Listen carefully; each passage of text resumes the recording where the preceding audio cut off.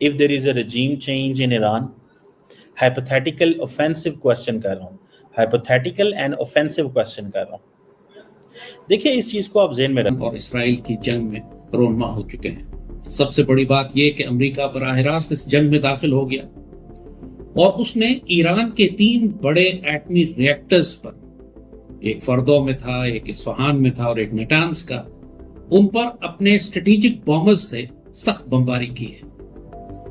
और अब पूरे वो कह रहे हैं बिना किसी से पूछे सीज फायर का ट्वीट कर दे रहे हैं, उसके बाद सामने वाले को कह रहे हैं कि तुम्हारे घर में बम मार दिए हैं, उससे कह रहे हैं उन्होंने जाकर के उस पे बम मारा तो कह रहे हैं बहुत हल्का फुल्का बम है, इस पे कोई हम रिएक्शन नहीं देंगे, ईरान को डांटे, सब कोट वोट बंद कर दीजिए, ट्रम्प साहब जो है वो कहेंगे न खाता ना भाई, जो ट्रम्प साहब कहें वही सही वाला हिसाब किताब हो गया। तो वो सबके चाचा मामा बन गए ट्रम्प, हम सब के। लेकिन अपने दुश्मन को समझना हमारे लिए जरूरी है। ट्रम्प एक पागल आदमी है, he is an insane idiot actually, और उसके जो मिलिट्री स्ट्रेटजी बनाने वाला शख्स है उसका नाम मैड डॉग मैटिस है, जनरल मैड डॉग मैटिस उसे कहते हैं, पागल कुत्ता है वो, पूरी आर्मी में अमेरिका में मशहूर है वो। और he is the military adviser जिसको रिस्पॉन्सिबिलिटी दी गई है कि ताकत के जोर पर तुम अफगान तालिबान को और मज़ाहमत को कुचलो जो अफगानिस्तान में मौजूद है। इसीलिए वो अपनी ताकत बढ़ा रहे हैं अफगानिस्तान में, और अपनी हिमाकत और अपनी जहालतों और शिकस्त का मलबा ये पाकिस्तान पर गिराएंगे। जब ही इन्होंने पाकिस्तान को रिस्पॉन्सिबल करार दिया था, और यहां तक इस हद तक वो चला गया। इस वक्त की जो पोजीशन ये है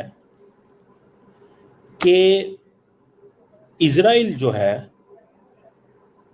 वो बलोचिस्तान के अंदर मुदाखलत करने की पोजीशन रखेगा।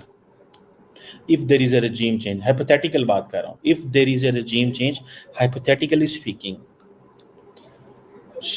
ये पाकिस्तानियों को थोड़ा सा इस पे थोड़ा केयरफुल रहना चाहिए। और मेरा ख्याल ये है, मैं I can speculate, I can not say yes और no, I can not say yes और नो, आई कैन स्पेकुलेट। मुझे लगता है कि Pakistani government might have been telling the rest of the world but that you need to stop, Israel को रोकना चाहिए। वो ताऊ बन चुके हैं जो कि मैटर को वो सॉल्व करवा रहा है, new gangster in the town.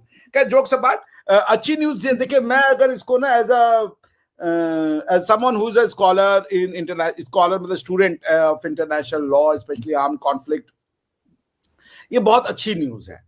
पूरे टीवी चैनल पे कई जगह दोनों अपनी शायद टीआरपी के लिए किस चीज के लिए उन्होंने वर्ल्ड वॉर 3 होगा, ये होगा, मैं बार बार कहता ऐसा कुछ नहीं होगा। माइंडसेट मानवता का बदल गया है।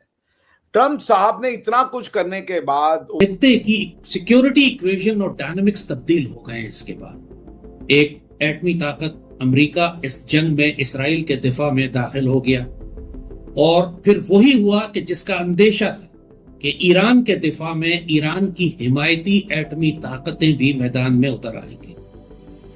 आपको हमने बताया था कि ईरान की पुष्ट पर कम से कम 2 बड़ी एटमी ताकतें ऐसी हैं जो इस खित्ते में अमेरिका का फैलाव रोकना चाहती हैं। वो किसी सूरत में यह नहीं चाहती कि ईरान तबाह किया जाए, ईरान के एटमी हथियार या उसके एटमी तंसीबात को तबाह किया जाए, या ईरान में रिजीम चेंज हो। यानी चाइना, ओके, अमेरिकन्स ने कहा है कि there will not be regime change, the strikes in Iran was not regime change, Israel चाहता है regime change हो। देखिए बीबी नेतन्याहू की 2 बड़ी ख्वाहिशात थी, एक तो इजराइल के ईरान के न्यूक्लियर प्रोग्राम पे हमला हो, अमेरिका ने वो कर दिया। ईरान के न्यूक्लियर प्रोग्राम पे हमला हो और अमेरिका ने वो कर दिया, और बीबी नेतन्याहू खुश है इस चीज के ऊपर कि थैंक यू आपने ये हमला कर दिया है। कल आपने देखा होगा कि पूरे के पूरे जो वहाँ पे हो रहा था इजराइल के अंदर, तल अवीव के अंदर डिजिटल बोर्ड्स वगैरह लगे हुए थे। लेकिन ये अब सवाल हमें बनता है कि अगर वहाँ पे regime चेंज हो गया तो इजराइल बलोचिस्तान में बहुत कुछ कर सकेगा। बलोचिस्तान जो है that will not B a safe place, Balochistan will not be safe place. ये इस चीज को थोड़ा रियलाइज करें। क्या था कि पाकिस्तान के एटमी हथियार दहशतगर्दों के कब्जे में जाने वाले हैं, वही खुराफात। अभी यूनाइटेड नेशंस की तकरीर में इसने नॉर्थ कोरिया के 4-5 करोड़ अफराद को कत्ल करने की धमकी दी है कि हम एटमी जंग कर देंगे उसके ऊपर। वेनेजुएला को थ्रेट किया, ईरान को थ्रेट किया। और ये शख्स ट्रंप, आप यकीन नहीं करेंगे। और दोस्तों आज बात करेंगे एशिया कप की, जिसका पोस्टर भी रिलीज किया जा चुका है और ये पोस्टर रिलीज किया है ऑफिशियल ब्रॉडकास्टर सोनी ने। तो इस पोस्टर में क्या खास है और इस पोस्टर से क्या सिग्नल जो है वो हमें मिलते हुए नजर आ रहे हैं, उसके बारे में चर्चा करेंगे। तो दोस्तों जैसा कि आप जानते हैं कि इस बार एशिया कप की मेजबानी भारत को करनी है। ये 17th एडिशन होगा एशिया कप का और बताया जा रहा है कि ये T20 फॉर्मेट में होगा, क्योंकि 2026 में T20 वर्ल्ड कप होना है इंडिया और श्रीलंका की मेजबानी में। तो एशिया कप को भी T20 के फॉर्मेट में आयोजित किया जा रहा है। तो एशिया कप जनरली ऐसा ही होता है कि जब 2023 में 50 ओवर वर्ल्ड कप था, उससे पहले जब एशिया कप हुआ था तो वो एशिया कप जो था वो 50 ओवर फॉर्मेट में था। तो इसका फॉर्मेट चेंज होता रहता है, कभी T20 हो जाता है, कभी 50 ओवर फॉर्मेट हो जाता है। जब शुरू हुआ था तब 50 ओवर फॉर्मेट था, क्योंकि तब T20 क्रिकेट नाम की कोई चीज़ नहीं थी।